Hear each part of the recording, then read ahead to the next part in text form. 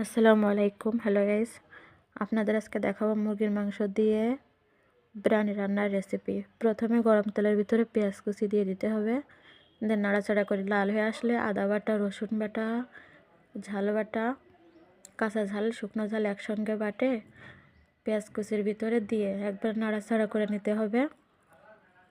দিয়ে মশলাটা ভালো করে কষিয়ে নিতে হবে। মশলা কষানো শেষ। এতে এখন সামান্য পরিমাণ একটু পানি দিয়ে, যাতে মশলার কাঁচা গন্ধ না থাকে,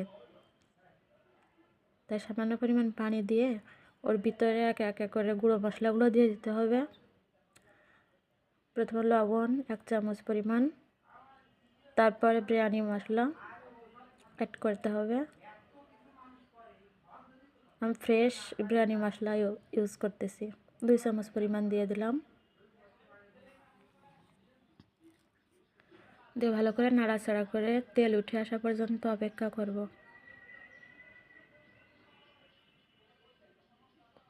তেল উঠে আসলে তারপরে ধুয়ে রাখা মাংসগুলো এর সাথে অ্যাড করব।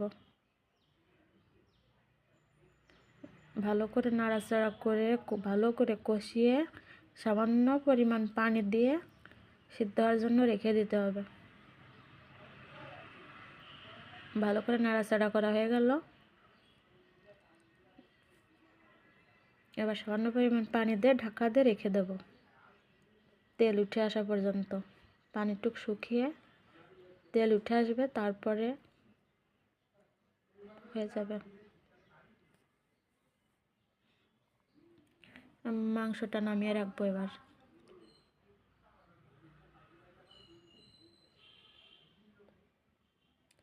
এবার পোলার চাল ভাজার জন্য প্রসেস করতে হবে।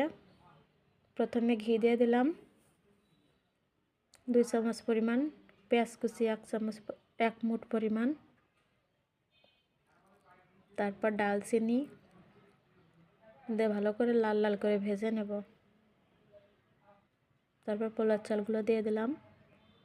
আমি এখানে আধা কেজি পোলার চাল নিয়েছি। ভালো করে নাড়াচাড়া করে ভেজে নেব।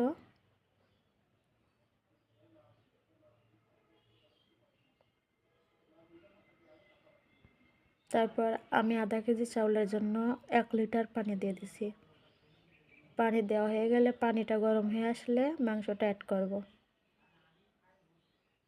মাংস অ্যাড করে ঢেকে রাখবো। তারপর কয়টা কাঁচা লঙ্কা দিয়ে নামিয়ে রাখবো। হয়ে গেছে আমার বিরিয়ানি।